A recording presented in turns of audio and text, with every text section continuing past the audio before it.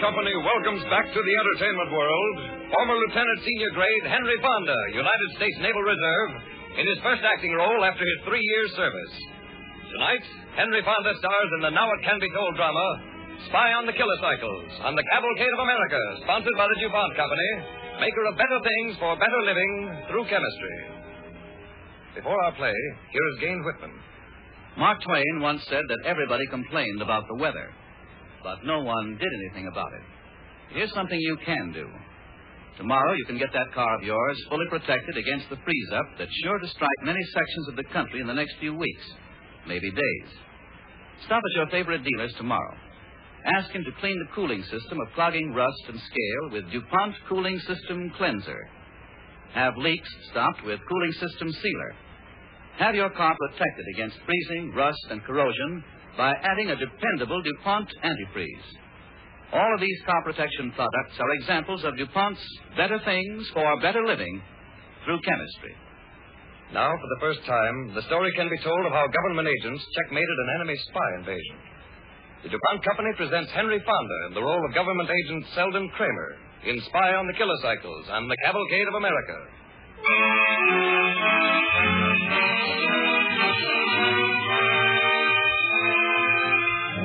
Our story opens in wartime America. At Dorchester, Massachusetts, government agents are attempting to track down an illegal radio transmitter.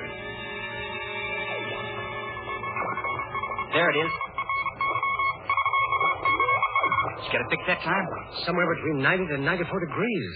Gosh, Kramer, he doesn't send long enough for me to line him in accurately on this direction finder. Yeah, it's like trying to get a fix on a will-o'-the-wisp. But we're getting closer. I'll trot it down. If this turns out to be some high school kid... Here's Johnson now. Let's see what he got. Hello. Kramer. Johnson, did you pick him up that time? Yes, I did. On still another frequency. In and out, just like before. If it is a spy, he can't be sending much information. In some codes, he could be sending plenty, even in 10-second flashes. What fix did you get? Somewhere between 45 and 50 degrees. 45 to 50, huh? He doesn't give me time to line him up exactly. Yeah, I know. But somebody is operating a radio transmitter illegally. And we're going to track him down if it takes all year. Stick with it. If it turns out to be a high school kid, I'll knock his block off. Let's check our readings on the map. 45 to 50 and 90 to 94 degrees. That should put our mysterious transmitter someplace in this half-mile rectangle. I better run back to Boston and report to the chief.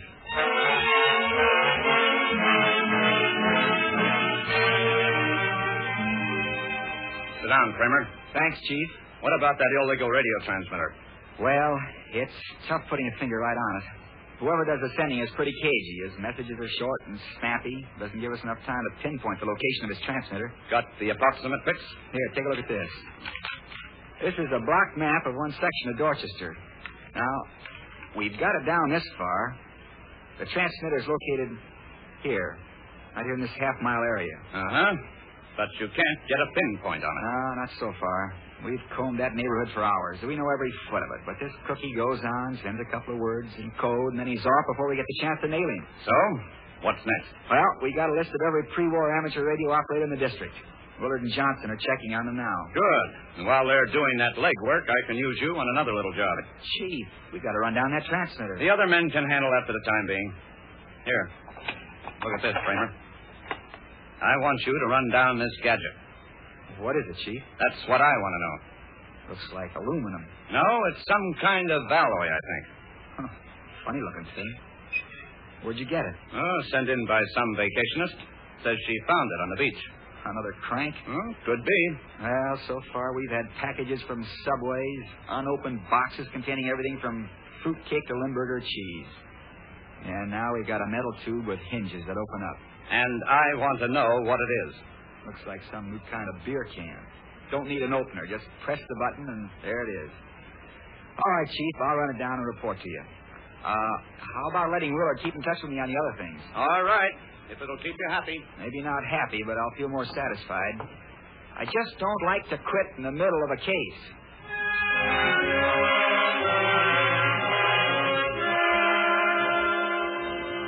Summers, I wish you'd take this gadget and check with Army and Navy. See if they use these things in any of their operations. Funny-looking thing. Oh, can opener go with it? Well, it seems to be some sort of a built-in release. Probably some screwball inventor's idea, the new boon to the modern kitchenette bride. Self-opening tin can.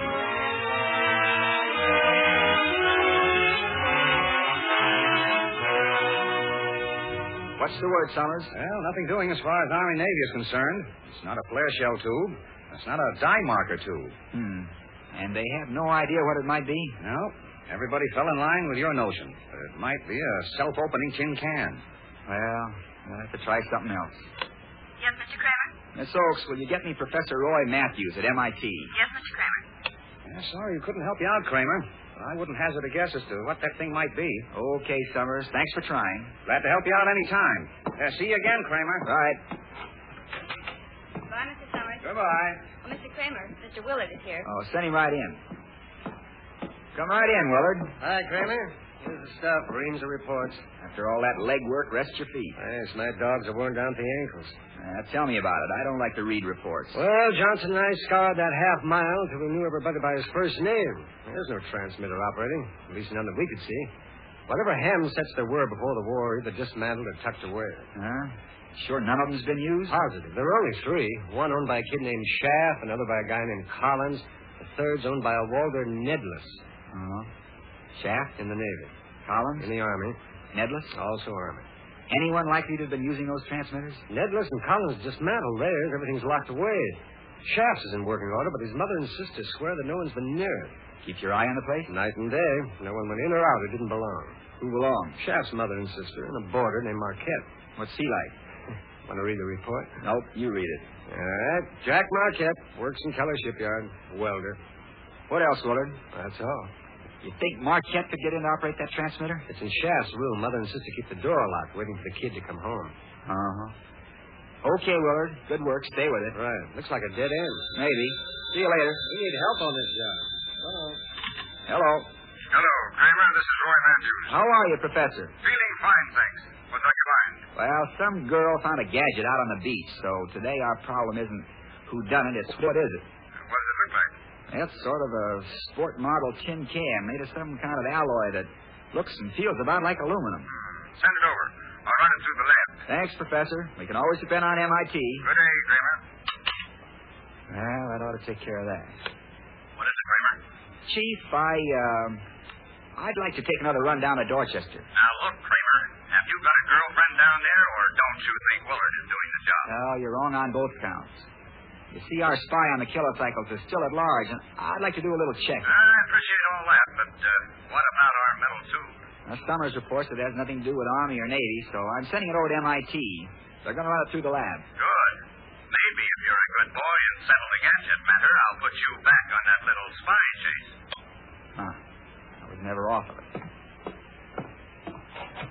Miss Oakes. Yes, Mr. Kramer? On my desk, you'll find a metal container. I want you to pack it up and send it to Professor Roy Matthews at MIT. And close a note for me saying, this is it. What is it? Sincerely yours, et cetera, et cetera. Is that all? I don't like long letters. And, oh, yes, if Mr. Berman should call, tell him I've gone fishing. Fishing? You are, Mr. Kramer? Where? At Dorchester. I hope you catch something. Yes, yes, indeed. I hope so, too.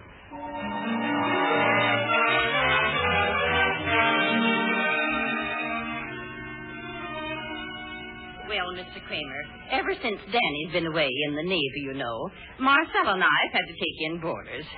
Would you like to see the room? Yes, I like you very much. Right this way, please. We have only one boarder, a Mr. Marquette, a lovely gentleman. Not a bit of bother, neat as a pin. Sounds like a wonderful guy to have around, Mrs. Schaff. Oh, he is.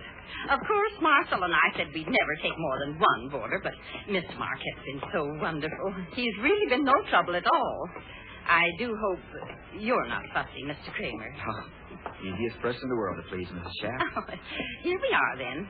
Right next to Mr. Marquette. Good. Of course, it's a little smaller than Mr. Marquette's, but he's been with us, and he needs a little more room for his hobby. Hobby? Yes. Oh, he's so lonely, the poor man. But he does have fun with his photography. Oh, wonderful hobby. He passes so much of the time with it. Will $15 be all right, Mr. Kramer? $15? Oh, that's expensive for just a room, isn't it? I thought something that's with board, Mr. Kramer. Oh, you see, the price of food has risen sky high. But if you want to eat out, the price will be $7 a week. Is that all right? Fine, just fine. I'll pay 2 weeks in advance now. Oh, that's wonderful. And here's your key, Mr. Kramer. Thank you. Mrs. Schaff, did you say Marquette works in the day? Yes. Why? Well, I have the night shift, and I was thinking about sleeping during the day.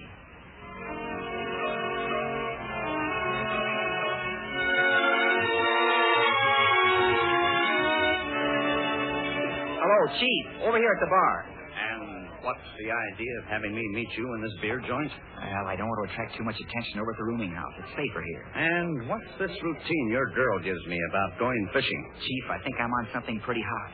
Over at this rooming house where I'm staying, there's a guy named Marquette, see? Kramer, you're the best man I've got in this department, but the most obstinate. I thought I told you to stick to that tin gadget. I've got Willard on this case. Just a minute, Chief. This is interesting. Listen. Here's a guy named Marquette. A nice, steady, dependable boarder. Never goes anywhere, never does anything. At the shipyard, he's considered a good worker. So, this is my problem, Mr. Anthony. I was wondering about a guy who has photography for a hobby. Buys all sorts of developers, fixing baths, but he never buys any film. How'd you learn that? I checked at the photographic store where he buys his stuff. And furthermore, why would a guy like that keep bags of grain in his room? Grain? You mean, wheat, stuff like that? That's it.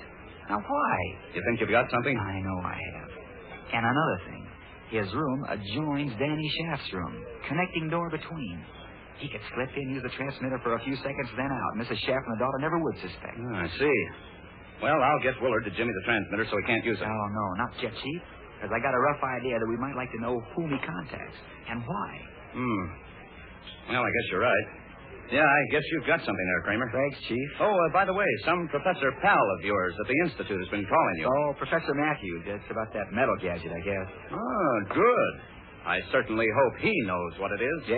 Now, about this Marquette, I think... Now, look, Kramer, this is not your assignment, remember? That tin can gadget is preying on my mind, and I've got to know what it is. Right, Chief. Okay, I'll run right down to the Institute and find out.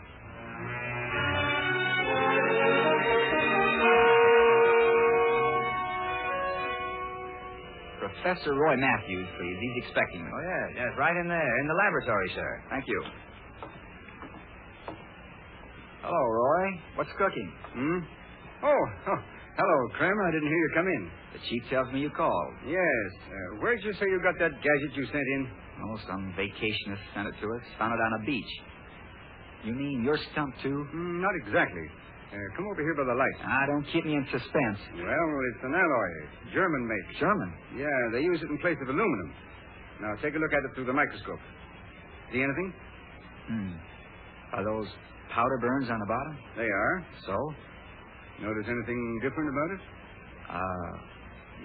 You added something, didn't you? Just a couple of catches to hold the tube shut. These are spring hinges. The tube closes, and the catches keep the tube from opening. But if a cartridge is fixed to go off and arranged so that the force of the explosion, just a tiny one, pushes a plunger like this, and the tube flies open and releases whatever inside. And what's inside? Incendiary bomb? Oh, nothing that exciting. Here, we'll put some light inside the tube. Now, look through the microscope. I don't see anything. Along the side, those little threads, or what look like threads. Oh, yeah. I see them. An ornithologist would tell you those were fragments of feathers. Feathers? Hey, feathers. Grain, wheat. What's the matter with you? You did it, Professor, you did it. I'll thank you later. Right now, I got to get to the office.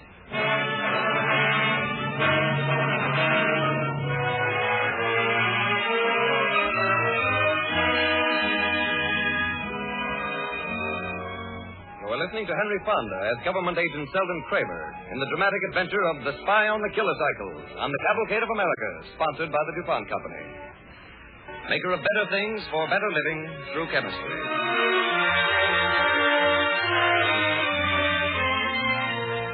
Government agent Selden Kramer has pieced together several widely separated bits of information, all pointing to activities of the German espionage. He reports his findings to his chief. And I'm telling you, this is it, Chief. That metal can is a pigeon carrier, shot off a German sub. The can flies into the air, the cartridge releases the springs, and the bird takes off. I get it. Sure, and it ties right in with Marquette. Marquette? How do you figure that? That's why he has grain in his room, for a homing pigeon. A pigeon carrying film. Film! That's why he needs developers fixing solutions. Okay. Pull him in, Kramer. No, not yet. Willard and Gilmore are watching his place night and day. They'll pick up any pigeon that comes in, bring it here. Once Marquette gets the message, he'll contact the senders by Schatz's transmitter. Then we'll nail the whole gang.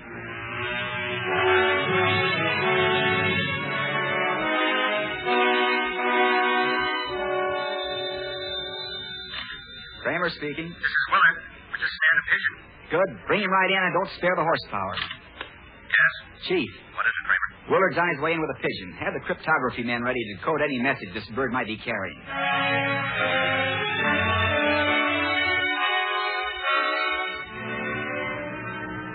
Call Kramer. Tell him Willard is here with a pigeon. He's expecting you, Mr. Willard. Take it right into the darkroom next to his office. Kramer? Yeah, good work, Willard. Give me that pigeon. Here it is. Easy. I thought so. 8mm film in the tube on the pigeon's foot. Now, the first thing we do is develop this film, but fast. Uh-huh. Then we make an exact duplicate negative on that optical printing machine. Once we have that duplicate, we put it back on the pigeon, and then Marquette won't know anybody tampered with his messenger or the message. Let's see, what time is it now? 2:30. Marquette gets home at 5. That gives us 2.5 hours to get set. The film's probably in code. And we've got to break it before Marquette gets the duplicate.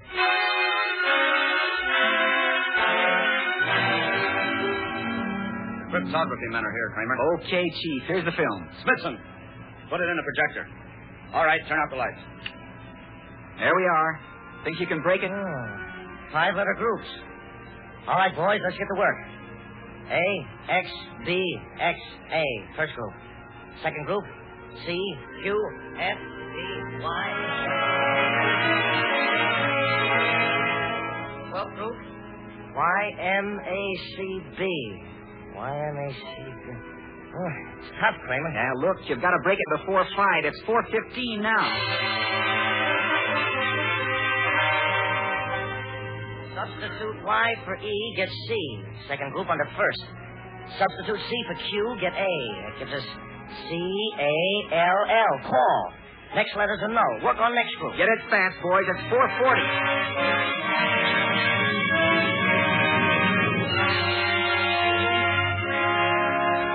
That's got it, Kramer. Message reads, call 8. Meet Coast Landing Saturday. Radio, time, and place. Coast Landing Saturday. Kramer here. This is Willard. Marquette's on his way home. Okay, Willard, the job's done. Thanks. Marquette's on his way. Open that window. Okay, Mr. Pigeon, if you ever flew fast, you got to do it now. You're working for Uncle Sam.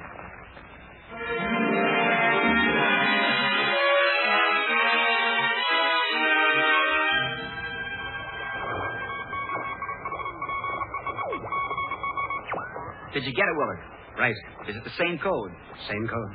Hello, Chief. You still there? Still with you. We intercepted this message. The boys are decoding. Good. It's just as we suspected. Marquette started transmitting within an hour after the pigeon arrived. Here's the decoded message. Here's the message, Chief. Rendezvous Saturday, your sector. Good going. And we've got the time and location, Chief. Good work, Kramer. Better pick up Marquette.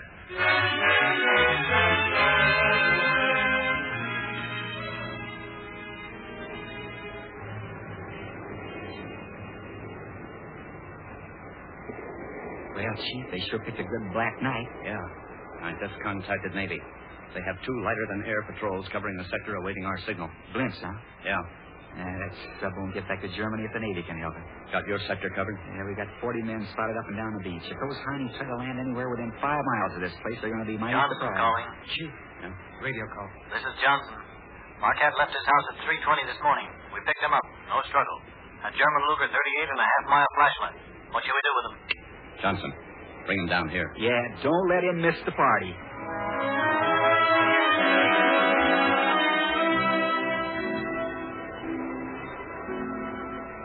Okay, Willard. Check the sector. The time is 4:22. Everybody on guard. It should come in the next 30 minutes. I'll take the Navy wavelength. Sector 1. Time is 04:22. Eyes open next 30 minutes. Navy. Sector 2. This is Berman. Government. Time is 04:22. Should happen in the next 30 minutes. Can you glide your blimps over the sector without motor sound? Government. This is Navy. Sector will be blanketed. We'll cut motors and spot stub with radar.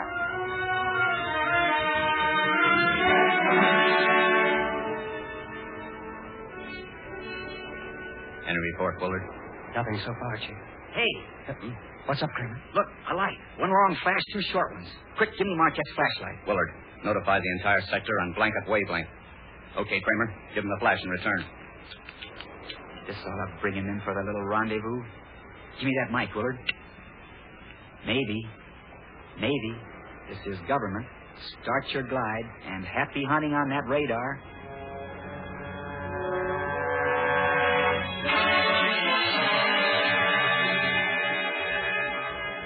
Here they come, Chief, into the beach. Stand by. All right, Kramer. Give the signal.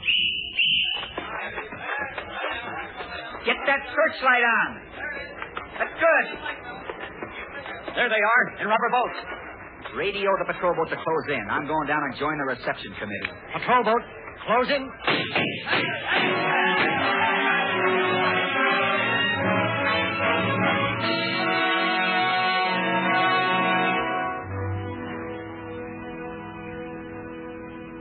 Down here, Chief. We nabbed the whole boatload. Good boy, Kramer.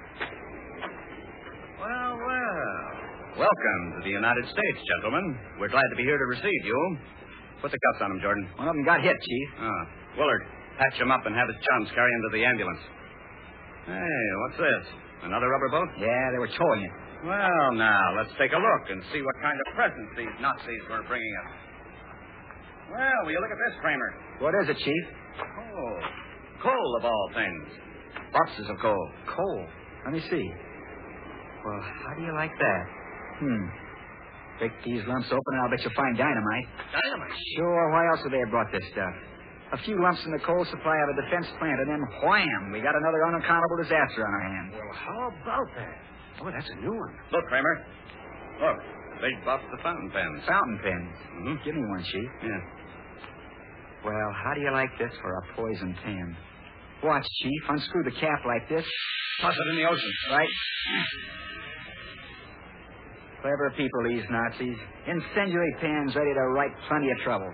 Well, we've spared ourselves plenty of trouble catching these saboteurs before they had a chance to put this stuff to work. Hey, Chief. Navy reports their blimps have spotted the sun. Good.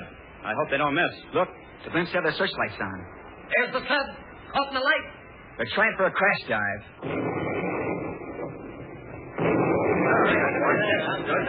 Right down the button. Good. Well, that's the end of that sub. Johnson, tell Navy we picked up a boatload of Nazi ambassadors of ill will. Right. Willard, have your men bring in the stuff and see that our guests are made comfortable. Yes, sir. All right, boys. Well, that's that, Kramer. Think we can call it a night, Chief? Yeah. Not a bad night at that. Well, let's get back to the car. You know, I was just thinking what a wonderful thing a vacation is. Mm-hmm. A vacation? Now, wait a minute, Kramer. Take it easy.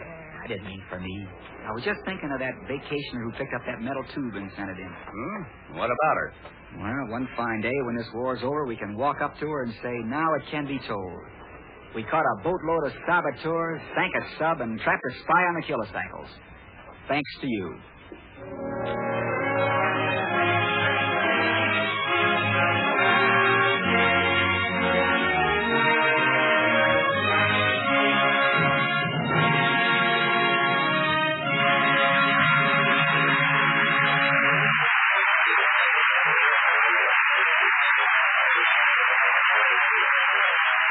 Henry Fonda, star of tonight's DuPont Cavalcade, will return in just a moment. Now, here is Gaines Whitman. Can you imagine the show being a surprise to the folks who put it on? The DuPont Company put on an exhibit in Wilmington recently that surprised a good many of us who work for the DuPont Company. It was a collection of about 2,000 things used by the armed forces during the war, made of or made with DuPont products. Here's why it surprised some of us. The DuPont Company has plants in several parts of the country, and under military secrecy during the war, the people at one plant often had no idea how materials made at another plant were used. Here they were at last, hundreds upon hundreds of them, out where everyone could see them. Take just one DuPont product, nylon, for instance. At one end of the room were tiny electrical coil forms no bigger than your thumbnail of nylon plastic. At the other stood a gigantic military tire, 9 feet tall and weighing 1,500 pounds, containing enough nylon tire cord to make 11,000 pairs of stockings. There was gleaming nylon rope used to tow gliders behind the mother plane. And we got another surprise when we saw a glider tow rope with a loose braid of white, black, and red wires inside it. A telephone line. The pilots of the plane and glider could chat over the phone, and when the cable stretched, the wire stretched with it. We learned the jungle fighters were dressed almost from top to toe in nylon. Nylon head nets to protect them against mosquitoes. Nylon ponchos to keep them dry. Nylon jungle boots and shoelaces.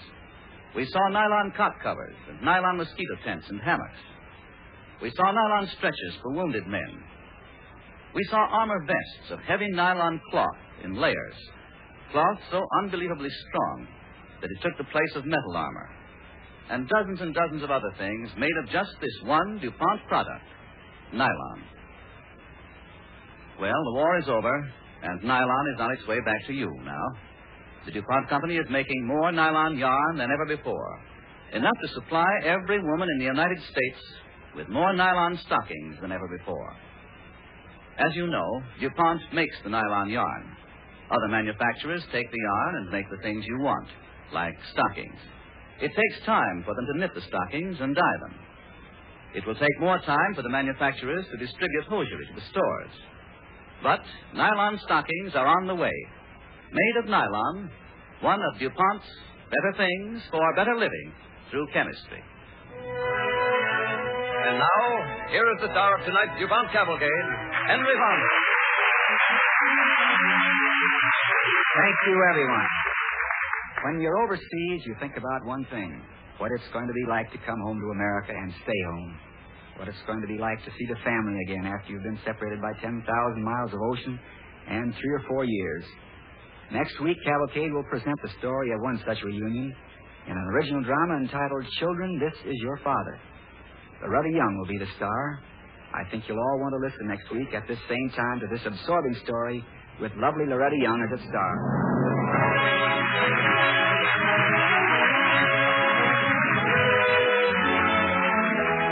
Cavalcade programs of particular interest to servicemen and women are broadcast overseas through the worldwide facilities of the Armed Forces Radio Service. The music for tonight's DuPont Cavalcade was composed and conducted by Robert Armbruster. Our Cavalcade play was written by Bernard Fines and Russell Hughes. Henry Fonda appeared through the courtesy of 20th Century Fox Film Corporation. This is Tom Collins inviting you to listen next week to Loretta Young in Children, This Is Your Father, on the Cavalcade of America, brought to you by the DuPont Company of Wilmington, Delaware. This is the National Broadcasting Company.